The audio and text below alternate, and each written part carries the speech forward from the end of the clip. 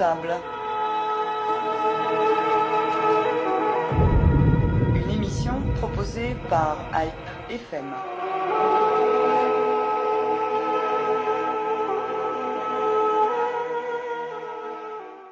Voyage de François Hollande en Turquie, pénalisation de la négation du génocide, relance des négociations d'adhésion entre l'Europe et Ankara, mais aussi commémoration du centenaire du génocide. Les préoccupations ne manquent pas pour la communauté arménienne de France et en premier lieu pour le CCAF qui, lors de son dernier Conseil national, a fixé plusieurs actions à entreprendre pour répondre à ces nouveaux défis. Pour nous les présenter, nous recevons ce matin dans l'émission Carter sur table les deux coprésidents du CCAF, Ada Toranian, bonjour. Bonjour. Et Mourad Papazian, bonjour. Bonjour. Alors, depuis l'élection de François Hollande en avril 2012, les Arméniens de France attendent de savoir quand et comment le chef de l'État va tenir les engagements pris envers eux, le premier étant de légiférer contre la négation du génocide de 1915. Depuis, certes, cette promesse a été renouvelée, mais concrètement, rien n'a avancé, tout du moins de façon visible pour le grand public. Alors, qu'en est-il de ce dossier ? Qui ouvre la discussion ? Mourad Papazian ? Oui, c'est un engagement de François Hollande depuis 2006. Depuis qu'il a été premier secrétaire du Parti socialiste, il a œuvré effectivement pour qu'une loi pénalise la négation du génocide arménien. Cet engagement a été réitéré en 2011 pendant la campagne de l'élection présidentielle, des primaires, puis en 2012 pendant la campagne de l'élection présidentielle, puis François Hollande, président de la République, s'est de nouveau engagé, une fois élu, à légiférer dans le but de pénaliser la négation du génocide arménien. Nos contacts du CCAF avec les pouvoirs publics sont constants, sont permanents. Il y a une présence de tous les jours, exigeante, et depuis le mois d'avril, nous travaillons avec le gouvernement à l'élaboration d'un texte qui soit constitutionnel et qui en même temps puisse pénaliser la négation du génocide arménien. Alors on sait effectivement, il a été rappelé par le chef de l'État notamment qu'il fallait que ce texte soit inattaquable. Inattaquable parce Alors est-ce que c'est ce qui explique le temps qu'il faut pour rédiger Il y a diverses interprétations. Il y a effectivement un fait, c'est que le texte a déjà été invalidé une première fois par le Conseil constitutionnel. Et donc, il est important, et d'ailleurs, le CCF a pris toutes les précautions nécessaires, s'entourant des juristes les plus avertis sur cette question, travaillant de manière transparente avec le gouvernement à l'écriture, à la rédaction d'un texte. Donc, sur ce point-là, le CCF est très très actif, très vigilant et en demande constante de la mise à l'ordre du jour d'un projet de loi, puisqu'il s'agit effectivement non pas d'une proposition de loi d'origine parlementaire, mais d'un projet de loi gouvernemental, et ce serait la première fois qu'en France, dans l'histoire des relations entre la République et la communauté arménienne, le gouvernement présente un projet de loi.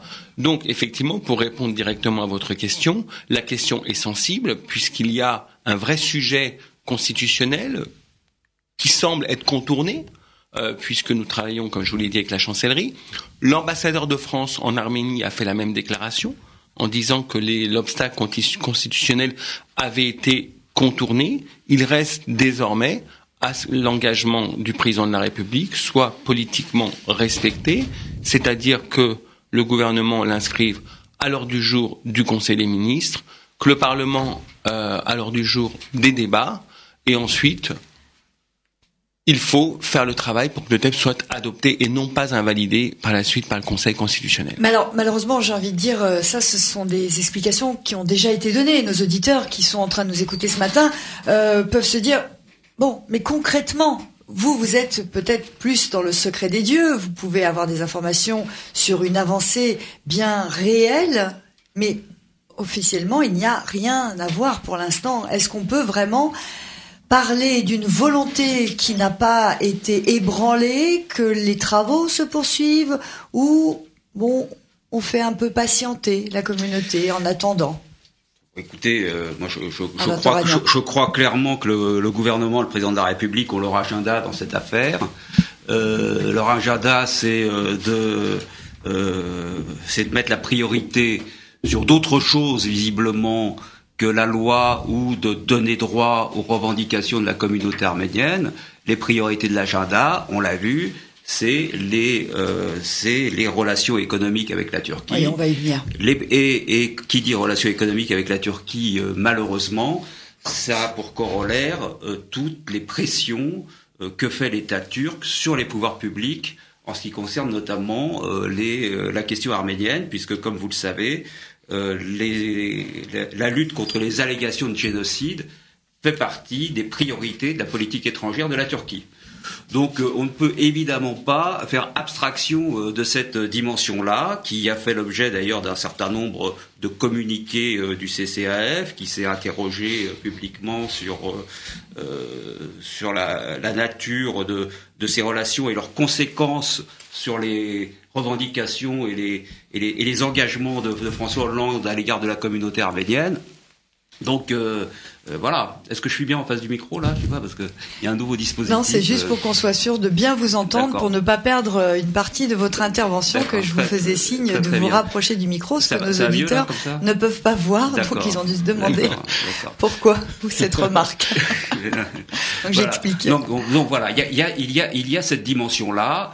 Et évidemment, on ne peut pas l'évacuer. Et évidemment, elle a fait l'objet à Marseille. D'ailleurs, récemment, il y a eu une émission de radio sur le sujet, d'un grand sentiment de frustration et de colère, également d'interrogation et de colère de la communauté arménienne, qui voit que entre la fin de mandat de Nicolas Sarkozy, où les relations étaient détestables avec l'État turc, et on avait mis véritablement une priorité sur la pénalisation du négationnisme, etc.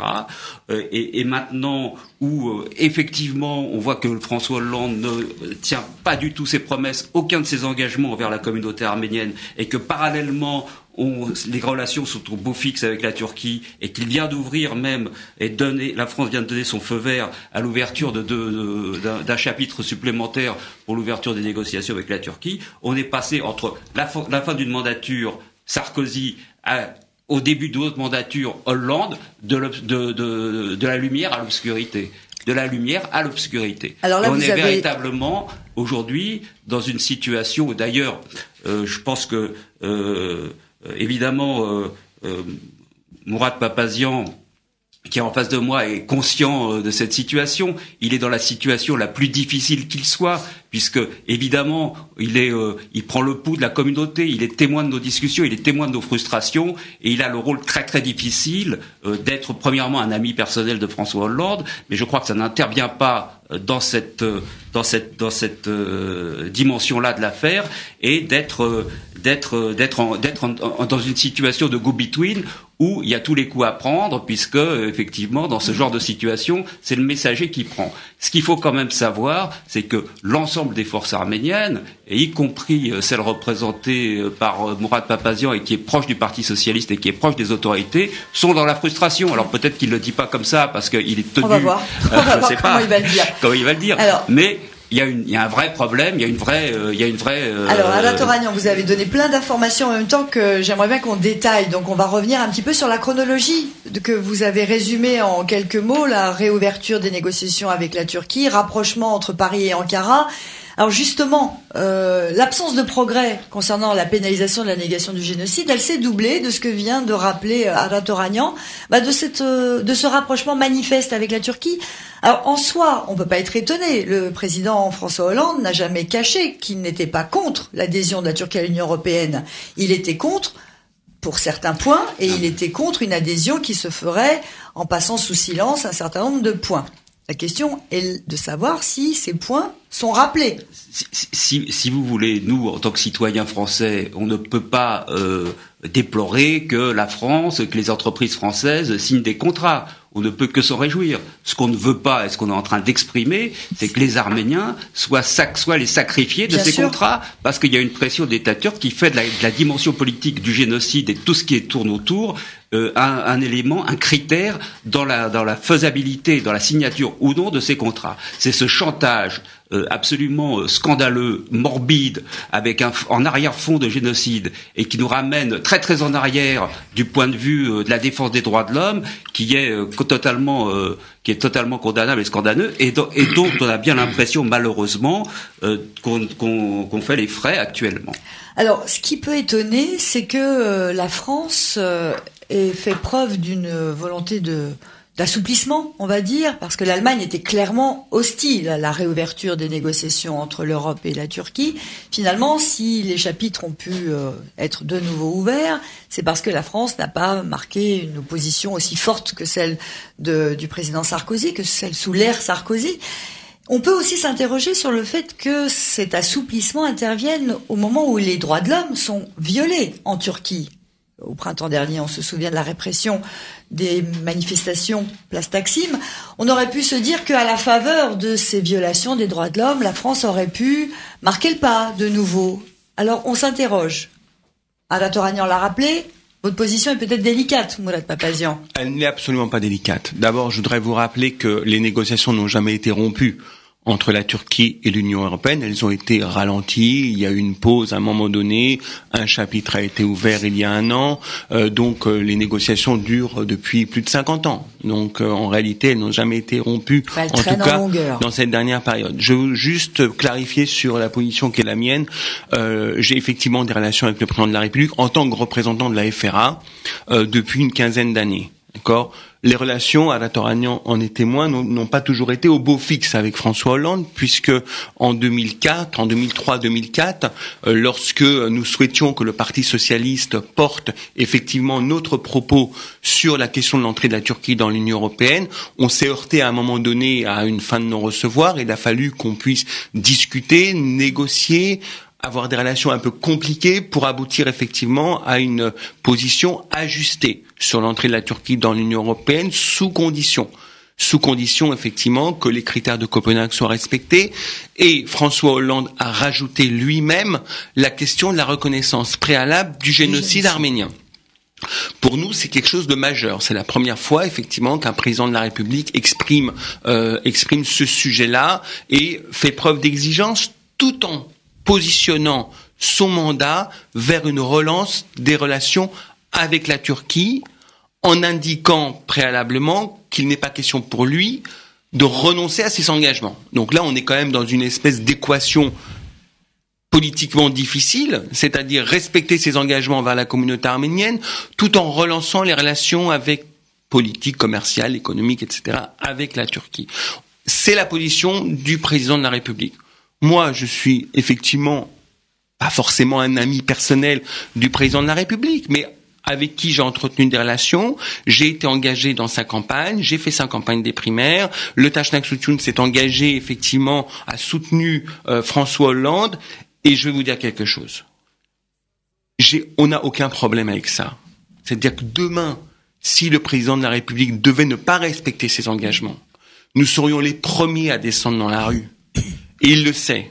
Il connaît notre niveau d'exigence.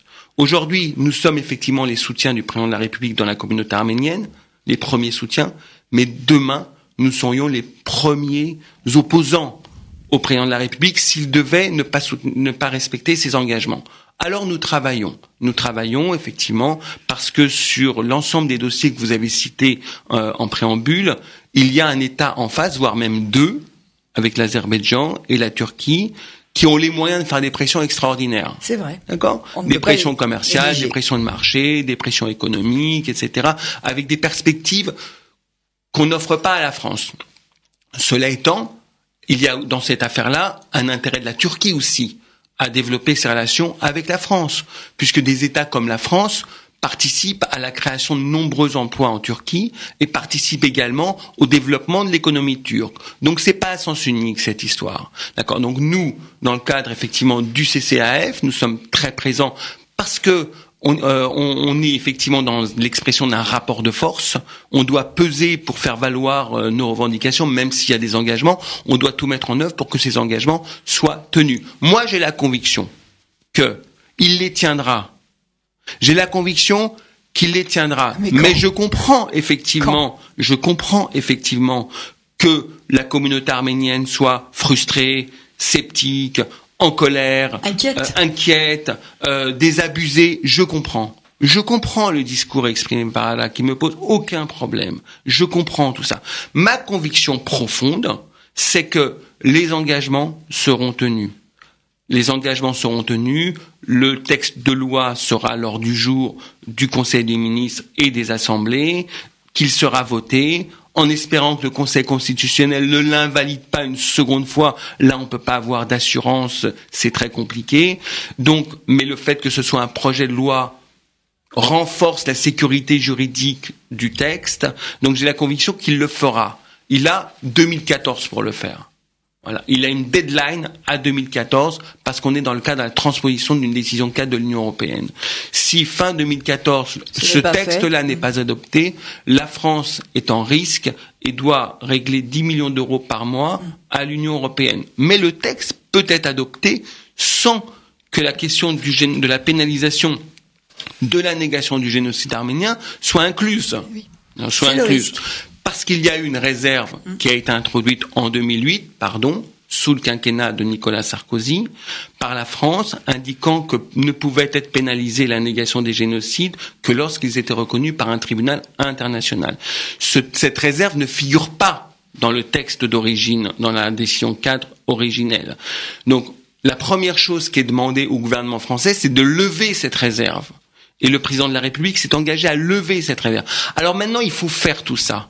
Il faut qu'il lève la réserve. Ça fait beaucoup d'étapes, hein. Bien sûr, c'est un processus difficile, long, complexe, et à la fin, on a toujours le risque de la sanction du Conseil constitutionnel. A priori, si toutes les étapes que vous venez de dresser sont suivies et que la réserve est levée, que la loi cadre est transposée en loi de la République française, il ne devrait pas y avoir d'anticonstitutionnalité recevable, puisque ce serait un texte qui rentre dans le cadre de la loi française. Il n'y a jamais de certitude dans ce domaine, mais on a travaillé mais là, effectivement. Ce serait éminemment une objection politique, alors comme ça avait été le cas l'an dernier. Exactement. Bon, on reviendrait donc à une opposition qui serait difficile à combattre si le Conseil constitutionnel s'est donné pour mission de combattre cette loi, mais on n'en est pas là. Concrètement, ça va se faire. Mais, vous le disiez, je comprends l'impatience, la colère, la frustration de la communauté arménienne de France. Alors, comment lui donner les moyens d'exprimer cette frustration et cette colère ? Nous sommes les premiers en colère, les premiers impatients, les premiers frustrés, nous qui sommes sur le terrain au quotidien, au jour le jour. Mais effectivement, il faut jamais se décourager, il faut toujours continuer à travailler effectivement pour obtenir les résultats. Alors, comment lui donner les moyens de s'exprimer et de faire entendre son mal-être ? Je ne sais pas si... moi, je n'ai pas la même conviction que Mourad Papazian. Et de toute manière, je pense que la question n'est plus, au moment où on parle, une affaire de conviction. C'est effectivement maintenant, en regard des événements qui se sont produits, à savoir qu'il y a eu, depuis un an et demi, tout pour la Turquie, depuis le début même du mandat de François Hollande, avec les déclarations le 5 juillet 2012 de Laurent Fabius quand il recevait Davutoglu et qui déjà avait mis en cause la faisabilité de la loi de pénalisation du négationnisme, jusqu'à l'ouverture d'un nouveau chapitre de négociation avec la Turquie pour l'entrée de la Turquie dans l'Union européenne. Il y a eu toute une série d'événements qui montrent qu'il y a eu tout pour la Turquie. On a tout donné pour la Turquie dans cette affaire et on n'a rien donné à la communauté arménienne. C'est tout pour Ankara, rien pour les droits de l'homme. Et c'est un vrai problème, évidemment, pour nous. C'est un problème aussi de fonctionnement démocratique. La démocratie, on le sait, c'est le marché et les droits de l'homme. Dans cette affaire-là, c'est 100% le marché, 0% les droits de l'homme. Et effectivement, on n'est plus au niveau de la conviction. Maintenant, la question est de savoir comment on va se donner les moyens, effectivement, de se faire entendre, de renverser la situation, de renverser peut-être le rapport de force et le rapport d'influence, parce que en procédant de la sorte, les autorités françaises coupent le lien politique, coupent la dimension politique et la liaison politique avec la communauté arménienne. Et s'ils coupent la liaison et le rapport politique avec la communauté arménienne, alors qu'est-ce qu'on fait ? Qu'est-ce qu'on a comme recours ? Est-ce qu'ils sont à nouveau en train de pousser les Arméniens au désespoir, comme ils l'étaient il y a quelques décennies, où il n'y avait pas d'issue politique, où ils étaient broyés face à un rapport de force qui était totalement défavorable, avec un État négationniste, avec un État forisson qui achète des Airbus et qui, à ce prix-là, essaye de continuer l'œuvre d'extermination des Arméniens par des moyens politiques? Est-ce qu'on est à nouveau dans cette situation? Alors, on veut bien sûr croire que non, mais pour l'instant, si on se réfère aux grands principes et du parti de Jaurès, mais malheureusement, quand on les voit à l'œuvre, et pas seulement, hélas, sur la question arménienne, mais sur toute une série d'autres questions, c'est des renoncements. Ils vont de renoncement en renoncement. Et la difficulté, ça c'est un problème qui est plus général et qui concerne pas seulement François Hollande, qui est inhérent à la social-démocratie, c'est que bien souvent, elle vient au pouvoir pour faire ce que la droite ne peut pas faire, parce qu'en face d'elle, effectivement, elle n'a pas de contre-pouvoir sur les questions de droits de l'homme, etc. Et on est dans une gestion cynique des affaires, et on ne fera pas, nous, les frais de cette question cynique des affaires. Et d'ailleurs, on a eu un conseil national avec Mourad, l'ensemble de nos représentants à Paris, à Lyon, à Marseille, il y a une semaine, où un certain nombre de décisions ont été prises, notamment en ce qui concerne le retour dans la rue, le retour dans les manifestations de la communauté arménienne de France. Alors les droits de l'homme à la Toragnan, ça ne concerne pas que la question arménienne en Turquie. On aurait pu s'attendre aussi à ce qu'il y ait une mobilisation plus importante de la société civile française suite à la répression des manifestations de la place Taksim. On assiste quand même à une certaine indifférence concernant la situation des droits de l'homme en Turquie, alors que la situation est dramatique, qu'il y a eu des journalistes emprisonnés, des journalistes tués, des militants des droits de l'homme arrêtés. On peut s'interroger aussi sur l'état d'esprit général. Toute l'attention française est focalisée sur la Syrie, vous le savez bien. Peut-être, mais non, je trouve que pendant toute cette période-là, sincèrement, les médias français ont joué leur rôle. Les médias, oui, mais l'opinion. C'est-à-dire que les médias font une partie de l'opinion. Oui. C'est-à-dire que, franchement, il y a eu que des papiers critiques sur la manière sur le pouvoir, l'autocratie d'Erdogan, sur sa manière de réprimer les manifestations, de gérer cette crise, etc. Je pense que pendant toute cette période, la Turquie a été assez noircie par les médias français. Par les médias français. Oui. Mais quand je parlais de l'opinion publique, c'est parce qu'on a l'impression que l'État français n'a pas été confronté à une prise de conscience. Le résultat, vous venez de prononcer un mot qui est très important pour nous, c'est le mot de l'opinion publique. Le résultat aujourd'hui, c'est que plus de 70% de l'opinion publique en France est opposée à l'entrée de la Turquie dans l'Union européenne. D'accord. Et l'affaire de la place Taksim a joué un rôle important parce qu'en fait, l'opinion publique française a un regard assez éloigné sur le pouvoir en Turquie, le système politique, la pratique politique en Turquie. Et là, en fait, ils ont été au cœur. En fait, ils ont vu de quelle manière, effectivement, cette démocratie n'était pas une démocratie privative de liberté, et que Erdogan en faisait un pouvoir personnel, qu'il voulait être l'Atatürk du XXIe siècle, etc., etc. Donc aujourd'hui, c'est clair, l'opinion publique française a une image très, très, très défavorable de la Turquie et du système en Turquie, et ça se traduit par une opposition à l'entrée de la Turquie dans l'Union européenne. Il y a eu, mais pour répondre aussi à votre question, il y a eu un article assez intéressant dans Le Monde il y a 2 jours qui montrait, qui décrivait comment la France est totalement en porte-à-faux par rapport au processus en cours en Turquie.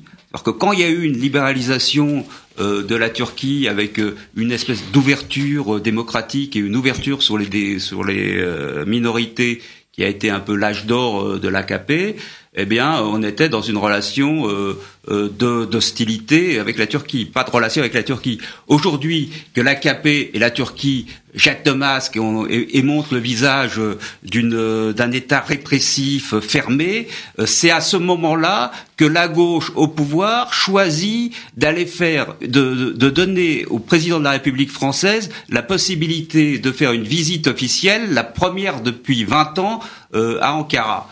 Donc là, il y a vraiment un décalage et on est dans une espèce de situation absurde du point de vue même de la logique politique.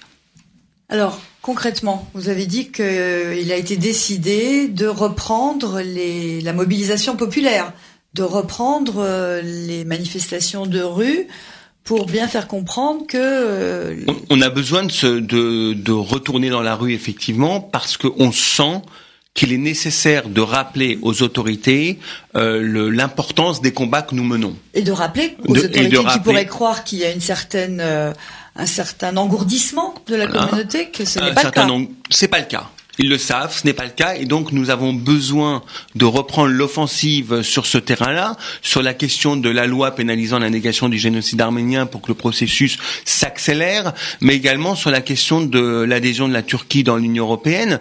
Et à la veille du voyage officiel du président de la République en Turquie, donc les 27 et 28 janvier, le dimanche, le CCAF organise une manifestation à 15h à la place des droits de l'homme au Trocadéro, d'accord, pour exprimer son opposition à l'entrée de cette Turquie dans l'Union européenne et rappeler au président de la République française qu'il doit être à l'écoute de la volonté de ses électeurs et des citoyens français.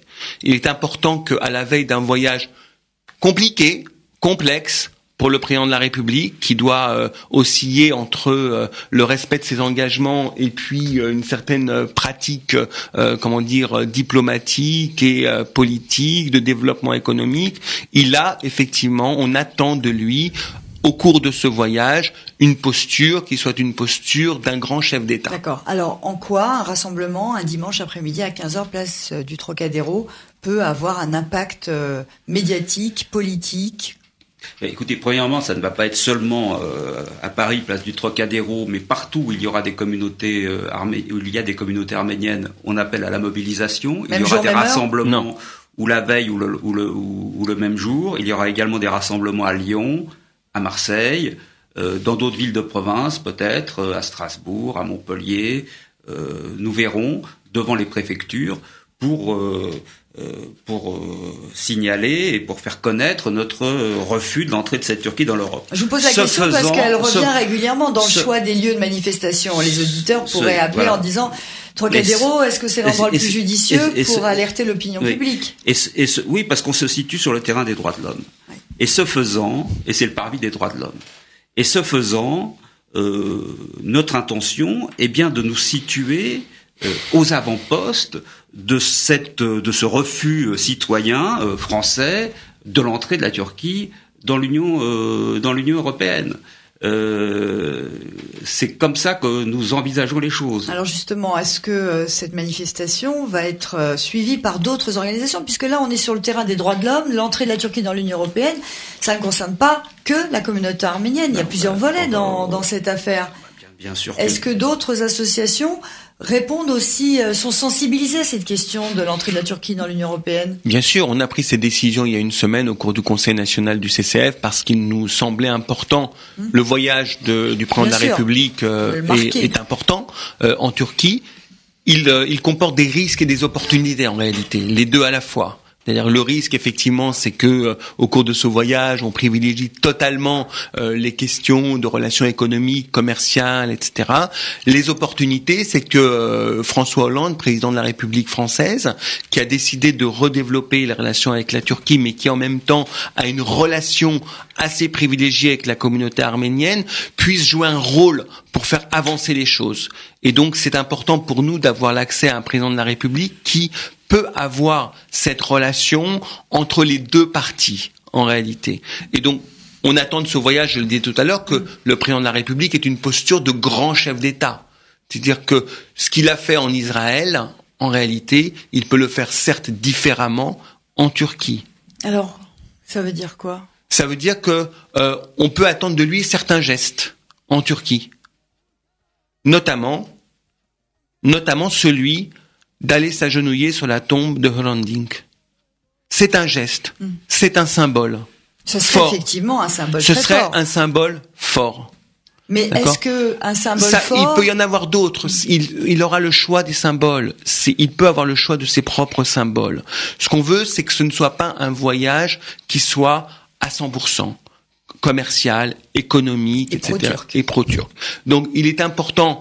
Alors, peut-être avant le voyage, peut-être pendant, peut-être après, mais en tout cas, c'est lui qui choisira, mais qui a un équilibre qu'il y a un équilibre dans cette affaire des relations avec la Turquie. Comme l'a dit Ada tout à l'heure, on ne peut pas empêcher un État d'avoir des relations avec un autre État, d'accord ? Simplement, comme il l'a dit lui-même, comme il nous l'a écrit lui-même, il doit respecter ses engagements en faveur des Arméniens. Ce qu'on peut empêcher, en revanche, c'est qu'un État étranger, on peut l'empêcher, nous, en tant que citoyens français, tente de dicter, non seulement nous, on n'a pas la prétention de dicter sa diplomatie à la France. Ce qu'il y a de scandaleux, c'est que la Turquie entend s'immiscer dans la manière que la France a de légiférer sur la question des droits de l'homme à travers ses relations commerciales. Et là, c'est une atteinte non seulement à la communauté arménienne, mais c'est une atteinte à l'indépendance nationale et au bon fonctionnement démocratique de notre pays, parce que cette intervention, ces ingérences permanentes, ça apporte un nom, ça s'appelle la corruption, et c'est ce virus et ce fléau qui est en train d'instiller et d'instaurer la Turquie dans ses relations économiques avec un État comme la France. Et là, cette situation-là, ce travers-là, ce fléau, on a pour devoir de le dénoncer et d'alerter l'ensemble des forces démocratiques et de progrès de ce pays sur cette situation. Quand on est dans notre hostilité à l'entrée de la Turquie dans l'Europe, on se situe bien entendu comme citoyen arménien par rapport à la question génocidaire, mais on se situe également comme citoyen tout court en ce qui concerne la question des droits de l'homme. Et cette liaison-là, on doit pouvoir l'établir avec l'ensemble des forces démocratiques qui ont des réserves sur l'entrée de cet État en France. Par ailleurs, d'autant plus que les fameux contrats qu'essaye de faire miroiter la Turquie sont pour le moins sujets à caution. Quand on connaît la situation économique réelle de ce pays qu'on a fait rentrer au G20, qui achète à tour de bras et qui signe à tour de bras des contrats des centrales nucléaires, etc., mais dont la solvabilité est quand même mise en cause de plus en plus par un certain nombre d'économistes. En particulier, il y a eu des articles dans le Wall Street Journal qui se demandaient si la Turquie n'allait pas devenir la prochaine Grèce, compte tenu de sa dette extérieure. Erdogan, il y a un an, au moment des événements de la place Taksim, avait réuni ses troupes et leur avait fait un discours en leur indiquant que la Turquie avait remboursé 24 milliards d'euros au FMI, une dette qui existait quand il a pris le pouvoir et qui n'existe plus aujourd'hui. Ce qu'il a oublié de dire, c'est que dans la même période, la Turquie a emprunté 340 milliards d'euros à des débiteurs plus ou moins identifiés qui se situeraient notamment du côté du Qatar et de l'Arabie Saoudite. Mais jusqu'à quand cette cavalerie turque qui est quand même où c'est quand même la réalité d'un pays où il y a une très grande partie de la population qui vit sous le seuil de pauvreté, en particulier dans l'Est et dans l'Anatolie, jusqu'à quand cette cavalerie de l'économie turque et cette espèce de miroir aux alouettes dans lequel tombe un certain nombre de pays va-t-il fonctionner? En tous les cas, nous, on s'est tu jusqu'à maintenant, on avait bien conscience, on a voulu laisser les autorités, le gouvernement agir, on avait bien conscience qu'il avait son agenda. Maintenant, notre volonté, c'est de reprendre la main et de reprendre l'offensive. Alors justement, les arguments ne manquent pas contre la Turquie. Situation économique, situation politique, situation des droits de l'homme. On se souvient quand même qu'il y a quelques temps de cela, vous disiez que les négociations ne se sont jamais interrompues entre l'Union européenne et la Turquie. C'est vrai, mais malgré tout, elles avaient atteint un tel stade de blocage, l'impasse dans laquelle elles se trouvaient, elle fait quand même dire aux dirigeants turcs que bon, c'est bon, on sait que ça ne se fera jamais, donc nous, on a décidé que on voulait plus de vous et on légifère comme on le souhaite et on dirige notre pays comme on l'entend, c'est-à-dire en bafouant les droits de l'homme. Si on le veut, personne ne pourra nous gronder puisque on ne veut plus de nous dans l'Union européenne.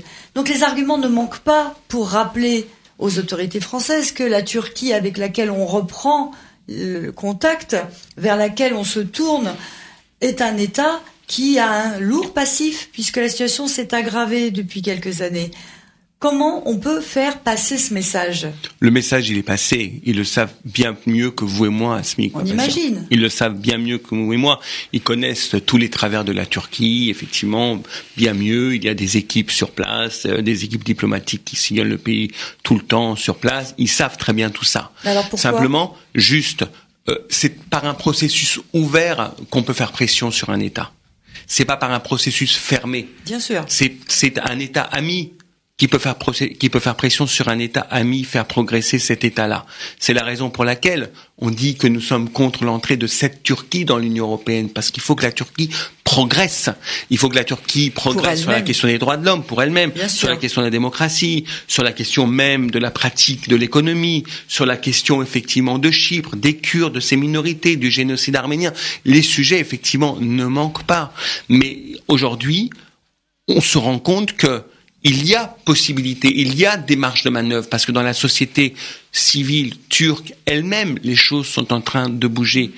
Et que en Turquie même, les opposants, les droits de l'hommistes, les minorités, les Arméniens font bouger la situation. Et ça, le gouvernement français doit être sensible effectivement à cette évolution. Et c'est la raison pour laquelle je disais que la préparation du voyage du président de la République française en Turquie va être assez complexe, parce que effectivement, il ne serait compris par personne, y compris par nous-mêmes, y compris par moi-même, y compris par le parti que je représente au sein du CCAF, la FRA, que le président de la République aille en Turquie faire un voyage ami uniquement. Alors d'ici ce voyage qui va avoir lieu fin janvier, la veille, une manifestation à Paris, mais on a envie de dire, on fait pas monter la pression, il n'y a pas plusieurs actions qui vont jalonner les préparatifs de ce déplacement pour dire attention. Il va être encadré ce voyage par ces manifestations, et également tout de suite derrière par un dîner que le CCAF va organiser le 29 janvier dans les salons Hoche, avec pour inviter des représentants des différents courants politiques et également de l'État. Et ça sera aussi des médias, des personnalités du monde des arts, du spectacle, des associations de droits de l'homme, etc. Et ça sera également, bien sûr, ce dîner du CCAF, une tribune qui viendra tout de suite après le voyage de François Hollande pour commenter ce qui va se passer. Donc plutôt dans l'après que dans l'avant. Alors on a un dispositif d'encadrement, vous savez, et on a l'intention claire de réussir cette mobilisation la veille, de réussir ce dîner, et à partir de là, de se donner les moyens d'être entendu. Maintenant, ce n'est pas l'horizon indépassable de notre mobilisation. C'est un début. Après une phase de latence, après une phase d'attente où on a laissé faire les choses parce que on sait aussi qu'on est dans un pays en crise, on sait qu'on n'est pas la priorité des priorités, même si pour nous, évidemment, la priorité, ce sont nos affaires. Donc on a été gentil, on a été calme, on a entendu, on a regardé. Comme je vous dis, les choses sont en train de Mais on est en même temps jamais resté inactif. Oui. En même temps, c'est-à-dire on n'a jamais été que dans une position d'observation. On n'a jamais été inactif. Par exemple, dans le processus de travail sur le texte, on n'a jamais connu ça. Donc on a eu un travail hebdomadaire jusqu'à fin juillet sur la rédaction du texte avec nos spécialistes qui ont eu accès aux spécialistes du ministère de la Justice, etc.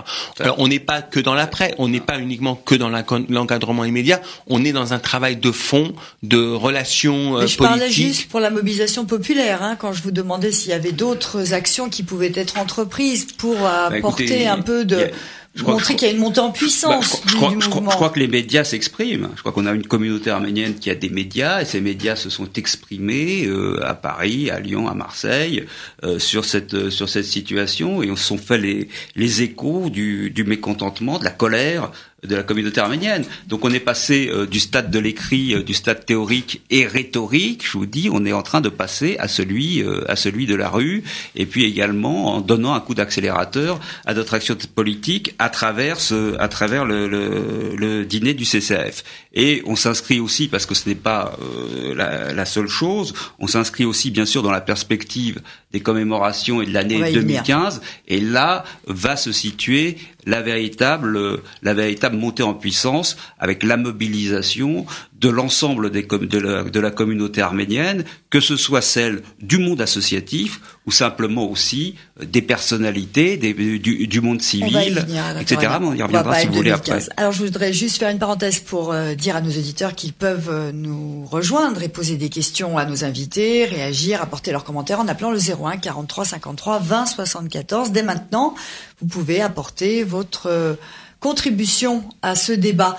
Alors, question concernant la Turquie toujours, qui fait preuve d'une certaine mansuétude, on va dire, à l'égard de l'Arménie maintenant, et qui réaffirme sa volonté de nouer des relations, de normaliser ces relations, qui ne cesse de le répéter. Et il s'agit quand même d'un discours qui donne à croire que la Turquie est un pays magnanime qui tend la main à son voisin, parce que de l'autre côté, la Turquie ne réagit pas, préfère ne même pas commenter.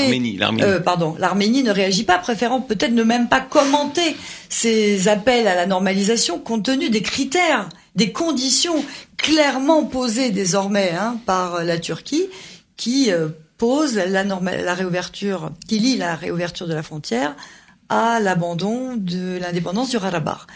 Alors, est-ce que il y a aussi un rôle à jouer en France, par la communauté arménienne de France, pour accompagner l'Arménie face à cette offensive médiatique de charme, on va dire, de la Turquie?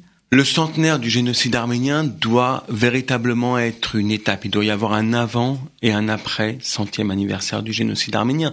Et cette question des négociations entre les deux États dans le but de normaliser les relations, ouvrir un processus de résolution du conflit pour arriver à une réconciliation est capitale. C'est quelque chose de capital. Simplement, ça ne doit pas se faire de la manière dont les choses se sont faites dans le passé, avec les différentes initiatives, le TARC aux États-Unis, le FRAT en France, les protocoles à Zurich. Donc, il doit y avoir une véritable prise en compte des problèmes qui sont posés, et puis une véritable volonté des deux côtés pour régler ces problèmes. On voit aujourd'hui que la Turquie veut faire juste de la publicité autour de ce pseudo-processus de normalisation qu'elle souhaiterait à un moment donné instaurer avec l'Arménie. On se rend compte que les conditions qu'elle pose sont tellement inacceptables que le processus est mort-né en réalité. C'est la raison pour laquelle l'Arménie a bien raison de ne même pas commenter ce processus. Il n'y a pas de volonté, je trouve, aujourd'hui. Mais vis-à-vis de François Hollande, par exemple, en janvier, il va arriver à Ankara, la Turquie va lui dire, mais regardez, ça fait partie de la feuille de route de la politique étrangère de la Turquie. C'est ce que je voulais vous dire. Pardon, mais là, mais je pense que François Hollande est très, au fait de cette question-là. On en a discuté avec lui assez régulièrement. Il n'y a aucune naïveté de la part de l'État français sur les intentions de la Turquie concernant ce processus de normalisation, et donc la France ne sera pas trompée par la Turquie sur ce sujet-là. Sur ce sujet-là, Ala Toranian. Il y a effectivement une dimension qu'on ne maîtrise pas depuis la diaspora, depuis Paris. C'est celle de la relation entre Ankara et Yerevan et Bakou. On sait qu'il y a eu une rencontre récente entre le président Sarkissian et le président Aliyev, où il a été question d'après ce qu'on en dit dans la presse arménienne de ces derniers jours, de restitution d'un certain nombre de districts du Karabakh à l'Azerbaïdjan. Est-ce que dans cette articulation-là, ça ne va pas débloquer le dialogue entre Yerevan et Ankara? En tous les cas, il y a des déclarations du ministre des Affaires étrangères turc en ce sens, en tous les cas, qui laissent penser qu'il y a peut-être des évolutions de ce côté-là. Et ça ne serait pas totalement étonnant, compte tenu qu'il y a une implication de la Russie forte également dans la région en ce moment. Il y a une implication des États-Unis qui est également très très forte. Et il y a une volonté turque nette de désamorcer 2015, d'amortir le coup. Et dans cette dimension-là, avec cette perspective-là, on peut effectivement s'attendre. Il faut être vigilant à des coups fourrés qui pourraient altérer et nuire à nos intérêts et à la dimension que nous on veut apporter à ces cérémonies. Donc il va falloir être effectivement vigilant. Parce qu'il y a aussi, il y a des énormes pressions, d'énormes contraintes, d'énormes enjeux. Et voilà, donc il faudra regarder comment les choses vont évoluer, sans faire pour autant des procès d'intention aux uns et aux autres avant. Mais c'est vrai que la situation, elle recèle, elle revêt quelque chose d'un petit peu qui nécessite notre vigilance la plus grande. Alors 01 43 53 20 74, le numéro de téléphone que nos auditeurs peuvent composer pour se joindre à cette émission. On va peut-être laisser temporairement de côté ce dossier France-Turquie, ce voyage que François Hollande va effectuer en Turquie fin janvier. Nous reviendrons bien sûr sur la mobilisation qui va être menée en parallèle pour rappeler les engagements pris envers la communauté arménienne de France et les attentes de cette communauté. Nous aurons l'occasion d'en reparler durant d'autres émissions. Je voudrais maintenant qu'on parle du volet 2015. Vous l'avez abordé. Alors, où en sont les préparatifs des commémorations du 100e anniversaire du génocide de 1915, qui dépassent évidemment la commémoration, puisqu'il s'agit encore d'une revendication.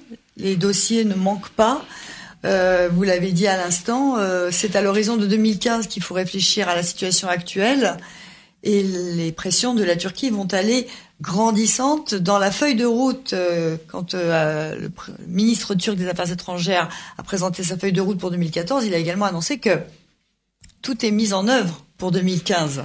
Sous-entendu, tout est mis en œuvre pour contrer les actions qui seront entreprises. Tout est mis en œuvre également de notre côté et dans le monde entier pour 2015 pour marquer le 100e anniversaire du génocide arménien avec un objectif précis, c'est celui de passer une étape et de contraindre, de sensibiliser, d'obliger la Turquie à un moment donné à faire le pas qu'elle aurait dû faire depuis longtemps, à savoir reconnaître le génocide arménien. Donc il y a autour d'organisations, des commémorations, des initiatives de 2015, beaucoup d'initiatives qui sont tournées vers l'opinion publique française, vers le monde intellectuel, vers les médias, vers les étudiants, vers toute cette société dans laquelle nous sommes totalement intégrés, dans laquelle nous vivons et qui, participe à la communication sur la nécessaire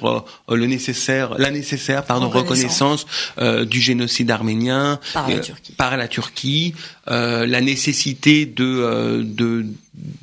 d'intégrer ce discours et cette démarche de paix et de réconciliation, mais qui passe d'abord par la reconnaissance de la vérité historique et pour certains sa réparation. Le processus de réparation est également un des volets importants de 2015 et de l'après 2015. La Turquie doit effectivement faire face à ses propres responsabilités et je pense que avec tout ce qui sera mis en œuvre en 2015 et dans le monde entier, si la Turquie devait rester sur sa position actuelle du refus total de reconnaître cette vérité historique, elle risquerait d'être assez disqualifiée dans l'opinion publique parce que 2015, ça va vraiment être l'année de l'expression de l'opinion publique. Et d'ailleurs, 2015, pour nous, commence en 2014. Puisque les programmes commencent dès février 2014 pour ensuite arriver avec une montée en puissance en 2015. Alors, est-ce qu'on peut être un peu plus concret pour nos auditeurs et leur laisser entrevoir quelques-unes des actions majeures qui pourraient être entreprises? Est-ce qu'un programme a déjà été un peu affiné, arrêté? Oui, écoutez, je vais vous dire, le moment n'est pas venu de dévoiler notre programme. On le fera en temps utile. Pour des raisons stratégiques aussi. Pour des raisons également stratégiques. Vous savez que la Turquie, elle aussi, est à la manœuvre pour 2015. Quand je dis la Turquie, c'est les autorités turques, parce que Dieu merci et heureusement, il y a aussi en Turquie des forces démocratiques, des intellectuels, des mouvements de droits de l'homme qui se battent et qui prennent tous les risques pour faire évoluer la situation dans leur pays. Mais en ce qui concerne les autorités turques, elles sont totalement à la manœuvre. Il y a eu des déclarations claires d'un certain nombre de ministres en disant qu'il fallait faire obstacle dès maintenant et faire barrage aux revendications, aux prétentions arméniennes en 2015. Il y a les plans en sous-main dans les coulisses au niveau diplomatique en ce qui concerne Gallipoli en particulier, qu'on veut mettre en opposition la bataille de Gallipoli, qu'on veut mettre en opposition et en concurrence avec le 24 avril 2015. Vous savez que il y a un projet plus ou moins dit de faire venir à Yerevan le 24 avril au Tirana Gapert un certain nombre de représentants d'État, Premier ministre, président, et on sait que la Turquie, depuis 1 an, 2 ans, agit auprès de ces mêmes États pour qu'ils viennent non pas à Yerevan le 24 avril 2015, mais en Turquie, à Istanbul, au motif de la bataille de Gallipoli, qui a eu lieu en réalité le 25 avril, et toutes les commémorations autour de cette bataille à laquelle avaient participé notamment les forces du Royaume-Uni avaient lieu le 24 avril, et au motif que c'est le 100e anniversaire, et que donc c'est un événement exceptionnel, les autorités turques ont décidé de commémorer cet événement sur 48 heures, en 2 jours. Et au lieu de faire le 25 et 26 avril, ils le font le 24 et le 25. Donc, vous voyez jusqu'où... L'occasion était trop belle. Oui, non mais vous voyez jusqu'où ces gens-là ont le sens de l'anticipation et quel est leur degré de perversité par rapport dans leur approche par rapport à ce qui est quand même un génocide. Donc, s'il y a des forces en Turquie qui aujourd'hui, et des démocrates, des individus qui aujourd'hui demandent à leur État, demandent à leurs autorités de reconnaître le génocide de 1915, il y a au niveau du gouvernement, parmi les dirigeants, des gens qui sont quand même dans cette optique totalement anti-arménienne et qui est incroyable du point de vue de la morale en politique, parce que c'est vraiment des manœuvres pourries. Cette bataille de Gallipoli, ça veut dire que dans chaque pays, les communautés arméniennes doivent se battre pour informer leurs dirigeants que commémorer cette bataille de Gallipoli, cela revient à passer sous silence l'événement majeur du 24 avril 1915, donc à bien veiller à ce que l'information passe. Est-ce que dès maintenant, il y a des actions qui sont entreprises aussi au niveau de l'État français ? Ça fait à peu près 1 an qu'on a passé les messages, déjà, au plus haut niveau de l'État. On l'a répété à plusieurs reprises. On a même prévenu l'Australie, on a envoyé des messages aux autorités australiennes et néo-zélandaises, on a envoyé des lettres, le CCF a envoyé des lettres à l'ambassade d'Australie et de Nouvelle-Zélande en France pour attirer leur attention sur les manœuvres qui étaient en cours. Et ça commence à porter ses fruits visiblement en Australie, puisque un négationniste américain notoire, un professeur américain qui devait faire une série de conférences dans des sites prestigieux australiens, a été interdit de prise de parole en public. Donc on voit qu'il y a une sensibilisation qui se fait, et c'est positif, il faut le signaler. Et en réalité, tout à l'heure je vous disais, il y aura l'avant et l'après centenaire du génocide arménien, avec tout ce qui se prépare d'intellectuels, d'académiques, de médiatiques, d'objectifs en réalité, de démarches objectives pour 2015.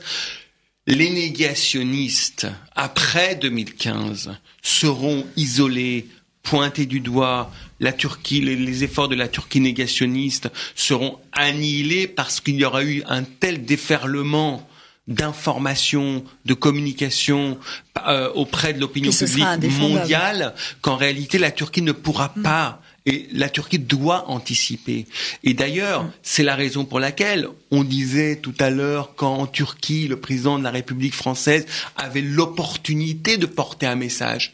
Évidemment que le message sera subtil, évidemment qu'il sera exprimé avec hauteur, mais il faut que le message soit porté, que des choses soient dites avant, pendant ou après le voyage en Turquie. Alors en quelque sorte, ce voyage en Turquie du président Hollande en janvier 2014 donne un peu aussi le coup d'envoi de la mobilisation de la communauté en prévision de 2015. D'autant plus qu'il doit se rendre en Arménie ensuite.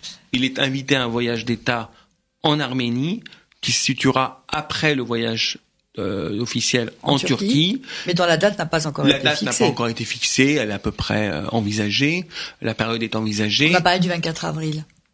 La période, on ne sait pas en réalité, la période c'est printemps, printemps et le geste 2014. Fort après, ça pourrait être celui-là. Ça pourrait être le 24 avril 2014. Ça pourrait être celui-là. En tout cas, il est clair que ce voyage se situe à un moment assez charnière et pour la France, et pour l'Arménie, et pour la cause arménienne.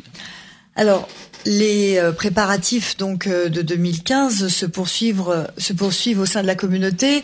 Les CCAF régionaux coordonnent les propositions des associations. Rappelez-nous comment ça se passe, parce qu'on imagine que nos auditeurs se disent est-ce qu'ils ont pensé à faire ça, est-ce qu'ils ont pensé à faire ça. Comment ça se passe? Ça fait déjà à peu près 2 ans que le CCAF, les CCAF sont mobilisés sur la question des commémorations de 2015, parce que c'est pour nous un moment fondamental, important pour notre avenir.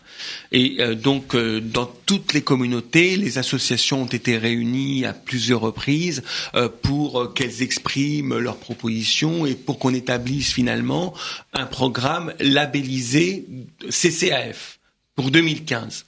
Et le CCAF, le Conseil national du CCAF, que j'ai le plaisir de coprésider avec Arat Oranian, a demandé à Alexis Govsian, qui a été longtemps président du CCAF lui-même, de présider la mission 2015.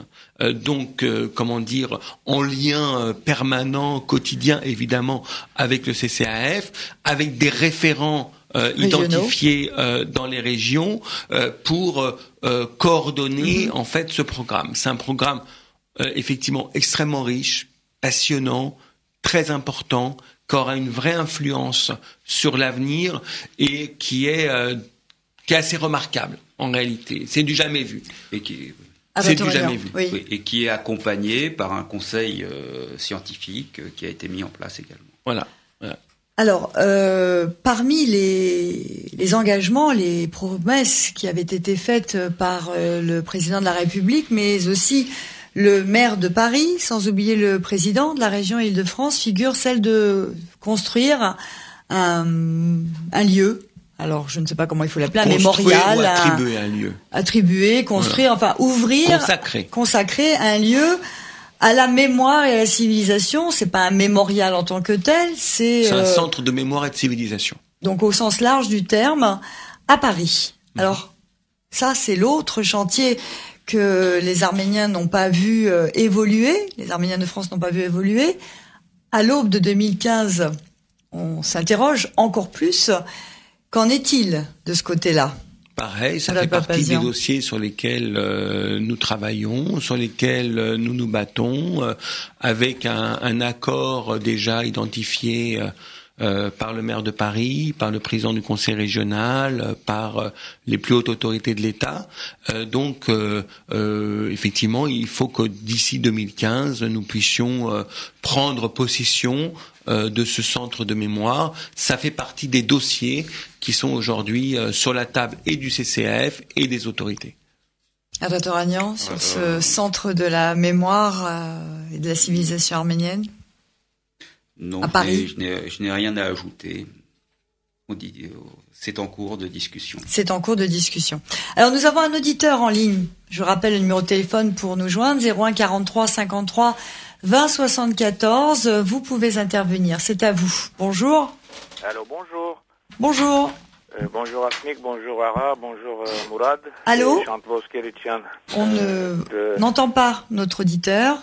Allô ? Allô ? Oui, ça y est, on vous entend. Merci. D'accord. Bonjour et bienvenue sur l'antenne d'IPFM. Bonjour Asmik, bonjour Ara, bonjour Mourad. Bonjour. C'est Chant Boskerichian de Renaissance Arménienne Paris. Tout d'abord, je voudrais tous vous féliciter pour le remarquable travail que vous faites et vous avez mené et vous continuez pour la reconnaissance et la pénalisation du génocide arménien en France. J'ai été dans tous vos combats et j'en suis très fier. Néanmoins, autant je trouvais votre attitude contre Sarkozy virulent et sans concession, à juste titre d'ailleurs, autant je trouve votre attitude contre Hollande un peu trop bienveillant et mou. Pourquoi ? Alors, par ailleurs, on va juste d'abord répondre à cette première question. Enfin, en même temps, vous avez répondu quand même tout à l'heure. Vous trouvez vraiment, Chante, que les intervenants ont été mous dans leur critique de ce qui a été fait jusqu'à présent ? Les intervenants, non, c'était clair. Mais disons que jusqu'à maintenant, par rapport à Hollande, il n'y a pas eu de déclaration condamnant son attitude. Bon, alors, on peut répéter, pourquoi si vous voulez. Enfin, je veux dire, ça a été dit tout à l'heure, mais en deux mots. On est très clair. Il y a des engagements qui ont été pris. Mais pourquoi ça n'a pas été plus virulent ? J'explique. Il y a des engagements qui ont été pris. Le président de la République a été élu il y a 1 an et demi. Il y a un processus de discussion, de négociation, de relation avec l'Élysée qui est en cours. Nous travaillons pour que les engagements soient respectés, la loi, pour le centre de mémoire et de civilisation, pour que des opinions soient exprimées par rapport à l'entrée de la Turquie dans l'Union européenne. On a un certain nombre de dossiers pendants avec l'Élysée. Si les engagements ne sont pas respectés, aujourd'hui rien ne peut dire que les engagements n'ont pas été respectés. Il y a une négociation, une discussion, un travail qui est en cours avec l'Élysée. Eh bien, je le répète, nous serons les premiers à condamner l'attitude du président de la République. Oui, c'est ce que vous disiez tout à l'heure, Toragnan. On a fait preuve de patience parce qu'on est conscient des enjeux qu'il y a pour un pays comme la France. On n'est pas la priorité des priorités. Si vous voulez, on ne peut pas être dans l'agitation permanente. Il y a des temps en politique. On a respecté le temps jusqu'à maintenant où, en laissant les choses se faire, en étant plutôt dans la coulisse. Ça fait 1 an, on est sur un mandat de 5 ans, on a 2015 l'année prochaine, donc ce temps-là aujourd'hui il est terminé. C'est vrai que ce temps-là on ne nous a pas donné satisfaction du tout. C'est pour ça qu'on a commencé à l'exprimer très durement dans un certain nombre d'articles, d'éditoriaux, etc. Et de communiqués aussi, qui avaient été publiés. Et de communiqués du CCAF. Maintenant, on va passer de ce stade de la contestation théorique et politique au stade de l'entrée à une phase plus pratique, plus dure dans la rue, de mobilisation. Alors là, on répète un petit peu ce qui a été dit jusqu'à présent. Oui. Donc, est-ce que vous avez une autre question à poser à nos intervenants ? Oui, mais je voudrais dire que le président Hollande, il a déjà trahi sa propre parole en ne venant pas le 24 avril dernier à la manifestation. C'est ce qu'il avait promis il y a 2 ans. Rapidement, est-ce que... Vous avez raison, il n'est pas venu. Donc, je voulais continuer en disant, par ailleurs, je voudrais savoir pourquoi vous faites l'impasse, je parle pour la CCAF, l'impasse depuis l'indépendance de l'Arménie, de la politique intérieure de l'Arménie. Depuis 22 ans, toutes les élections, je vous dis bien, toutes les élections ont été truquées. Mais nous n'avons pas vu le CCAF les condamner fermement au moins une seule fois. Au contraire, en se taisant, excusez-moi, mais vous cautionnez ce régime corrompu et criminel qui a causé avec sa politique d'injustice totale à tous les niveaux de la vie, l'immigration d'au moins 1,5 million de personnes depuis 22 ans. N'est-ce pas un génocide de surcroît organisé et voulu par les administrateurs successifs du pays? Ne faudrait-il pas nettoyer tout d'abord devant notre porte pour pouvoir attaquer ensuite avec un président enfin élu démocratiquement et un pays fort à tous nos problèmes récurrents? En continuant cette politique aveugle de ne pas s'immiscer dans les affaires intérieures de l'Arménie, est-ce que vous vous rendez compte que vous devenez, que vous vouliez ou pas, complice de l'anéantissement de l'Arménie? Car à ce rythme, l'immigration, demain, les Turcs et les Azéris peuvent nous effacer de la carte sans aucune difficulté. Alors, cette remarque sur la politique intérieure de l'Arménie est très intéressante. On a déjà eu l'occasion sur l'antenne d'IPFM de consacrer des émissions à cette situation. Là, la question s'adresse aux représentants du CCAF auquel vous reprochez en clair un certain silence, un certain immobilisme, si j'ai bien compris, pour résumer votre propos. Alors, on va leur donner la parole, mais rapidement, parce que c'est pas le sujet ce matin, mais ils vont quand même en 2 mots vous répondre et on arrêtera là cet échange sur ce sujet. Merci pour votre appel. Donc, alors, rapidement, parce que c'est intéressant, on va pas prendre tout le temps qui nous reste pour en parler, mais... La question est pertinente, la réponse est simple.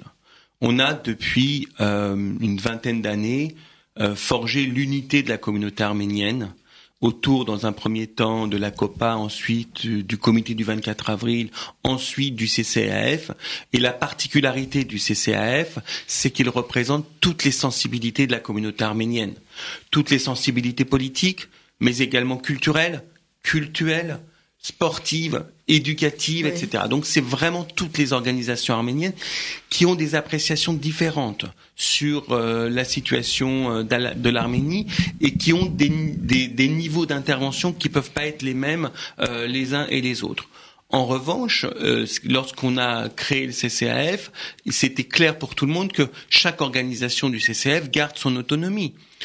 ARA n'a cessé d'écrire des articles critiques sur le système politique et le régime politique en Arménie et de Nouvelle d'Arménie en Nouvelle d'Arménie, c'est condamné. Moi, en tant que représentant de la FRA, régulièrement, je condamne le régime en Arménie, les excès, ce qu'a dit Chant Voskerichian. Donc c'est pas le rôle du CCAF, c'est ça que vous voulez dire? C'est pas le rôle du CCAF, et surtout le CCAF, il incarne l'union. Et que dans le CCAF, il y a effectivement des organisations et elles ont toutes leurs libertés. Mais la priorité du CCAF, c'est de forger, de pérenniser l'union de la communauté arménienne. Et d'ailleurs, quand on a des rendez-vous réguliers avec l'ambassadeur d'Arménie en France, très régulièrement, malgré tout, en tant que coprésident du CCAF, on souligne effectivement ces problèmes intérieurs à l'Arménie. Alors, Ada Touranian, sur cette question de l'auditeur, sur ce silence du CCAF.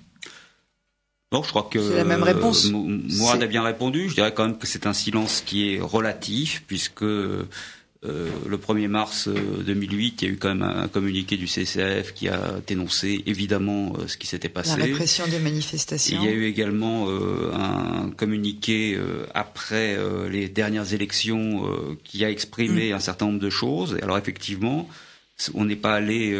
Ces choses-là qui ont été exprimées sont le fruit d'un compromis, d'une discussion à l'intérieur de nos forces, qui sont diverses. Il y a effectivement dans le CCAF des organisations éminemment respectables, mais qui n'ont pas la même position que nous par rapport à l'attitude qu'il conviendrait d'avoir vis-à-vis de l'Arménie soviétique. Non pas forcément, ou de l'Arménie indépendante, pardon. Ça, c'est un beau lapsus. Mais non pas forcément qu'elles approuvent le régime, mais elles ont des positionnements où elles considèrent que depuis la diaspora, il ne nous appartient pas de peser sur ou de critiquer l'Arménie, que ça ne sert. Donc ce n'est pas évidemment la position personnelle ou organisationnelle de la FRA ou d'un média comme Nouvelle d'Arménie qui fait son travail de média, tout simplement, donc qui parle des trains à l'heure, mais aussi de ceux qui n'arrivent pas à l'heure.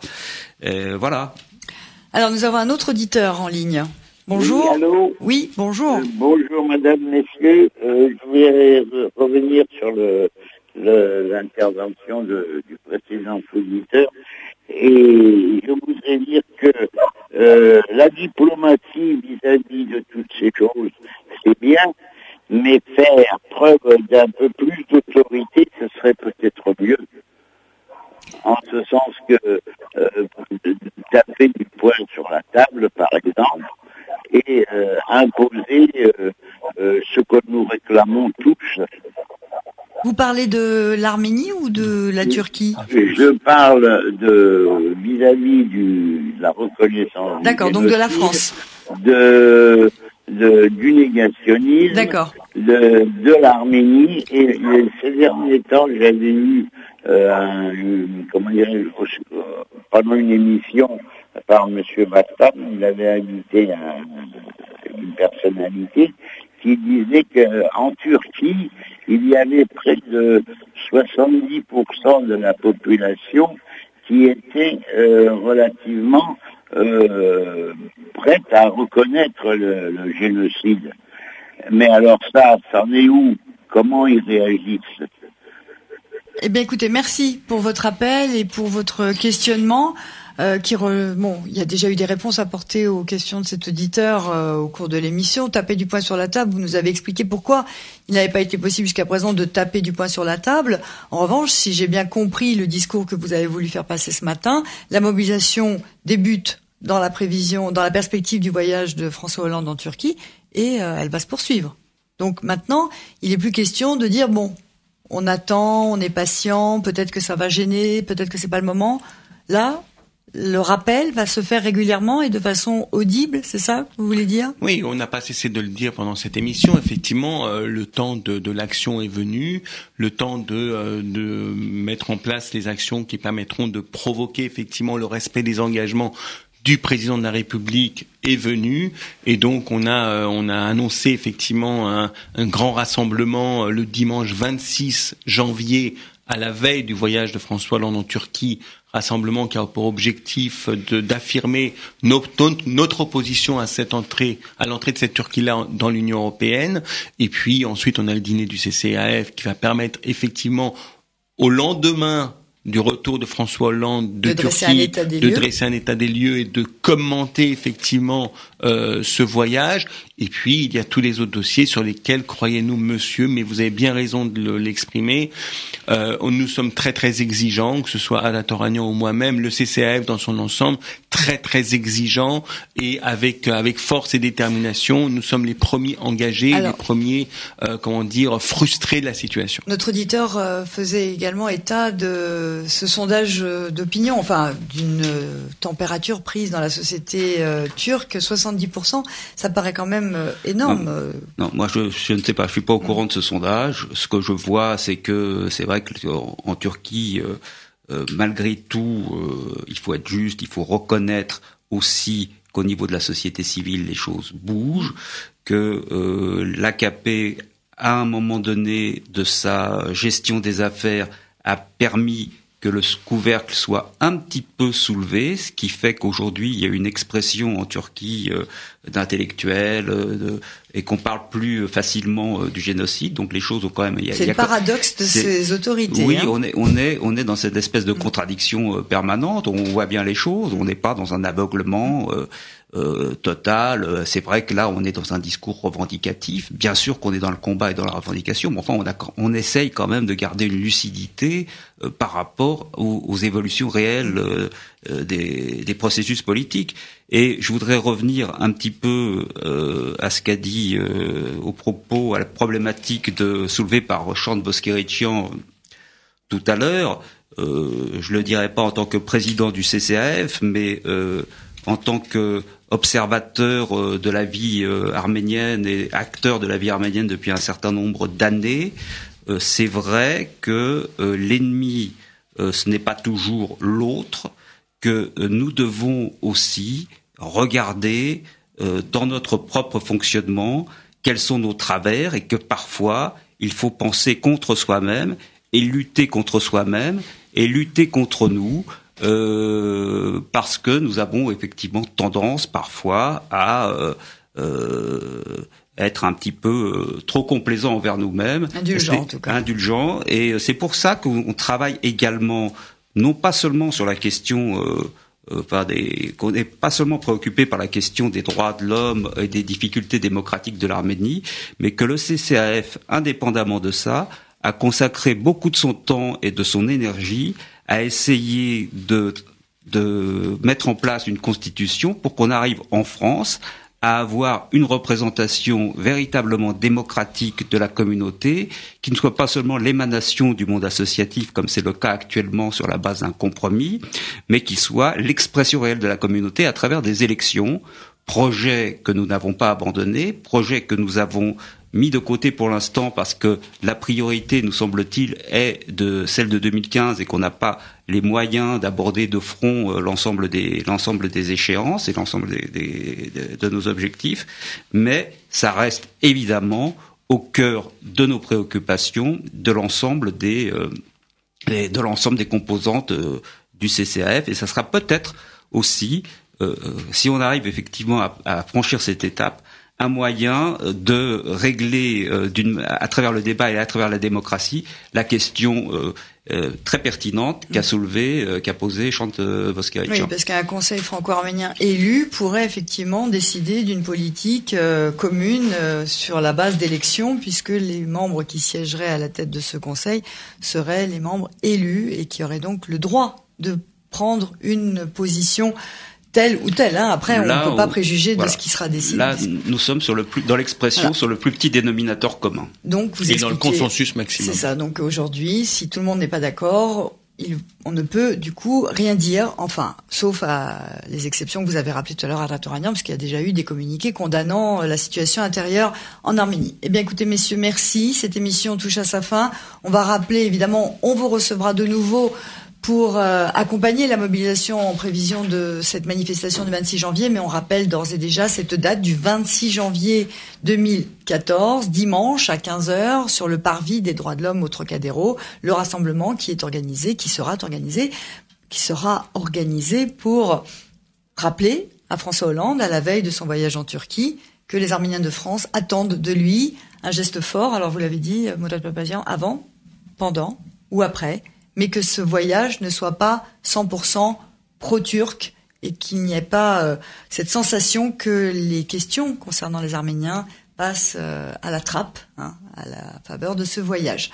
Je rappelle à nos auditeurs qu'ils peuvent revoir cette émission, la revoir, oui, sur notre site radio-ipfm.com et la réécouter, bien sûr, à loisir. Merci de votre attention, messieurs. Merci à vous. Merci. Au revoir. Au revoir.